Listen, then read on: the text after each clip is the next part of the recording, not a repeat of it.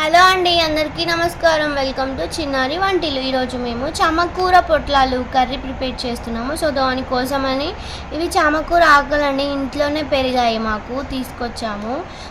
ఇవి తీసుకోవాలి. అలాగే దానికోసం ఒక 4 to 5 hours శనగపప్పు నానబెట్టి పెట్టుకోవాలి. దాన్ని ఇట్లా రఫ్గా గ్రైండ్ చేసి పెట్టుకున్నాము.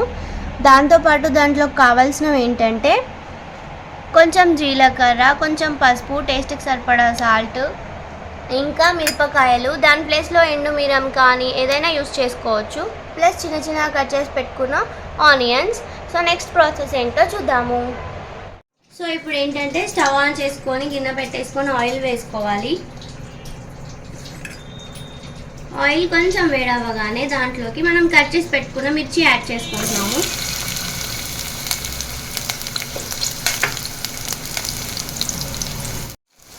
మిర్చి కొంచెం ఫ్రై అయ్యాక కొంచెం జీలకర్ర వేసుకోవాలి.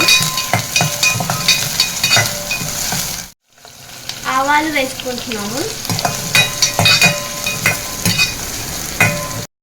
సో మిర్చి కొంచెం రోస్ట్ అయ్యాక ఆనియన్ వేసుకోవాలి.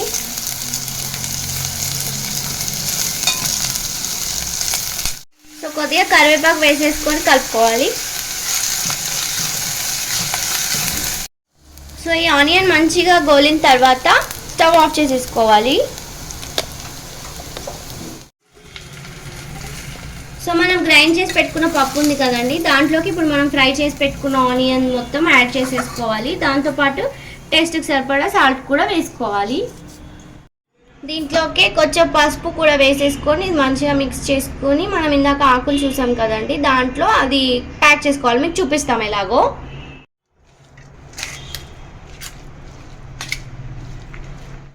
సో ఇది మంచిగా నీట్గా మిక్స్ చేసుకోవాలి. ఇప్పుడు ఆ పొట్లాలు మనం కుక్ చేసుకోవడానికి ఆవిరి పెట్టుకోవాలన్నమాట. సో వాటర్ పెట్టేసుకుందాం, మీకు చూపిస్తాము.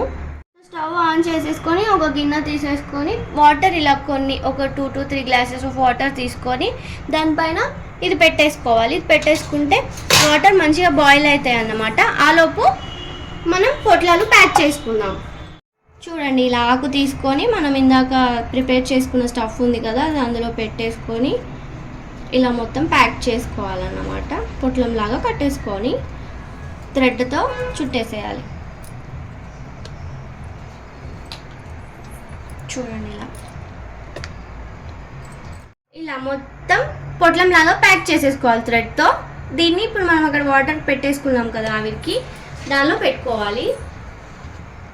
మిగతావన్నీ కూడా ఇలాగే పెట్టుకుంటాము. సో అన్నీ దీంట్లో పెట్టేసుకొని ఒక 20 minutes వరకు కుక్ చేసేసుకోవాలి. ఇలా ఆకు చేంజ్ అయిపోతుంది కలర్, మీకు తెలిసిపోతుంది ఉడికినట్టు. సో అప్పుడు స్టవ్ ఆఫ్ చేసేసుకోవడమే.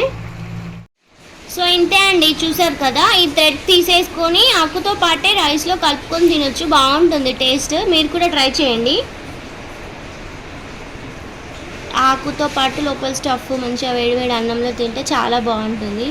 మీరు కూడా ట్రై చేయండి. మీకు ఎలా వచ్చిందో నాకు కామెంట్లో షేర్ చేయండి. మీకు కనుక ఈ వీడియో నచ్చితే లైక్ చేయండి, షేర్ చేయండి, సబ్స్క్రైబ్ కూడా చేసుకోండి నా ఛానల్ని. థ్యాంక్ యూ అండి. థ్యాంక్ యూ ఫర్ వాచింగ్ చిన్నారి వంటిల్లు.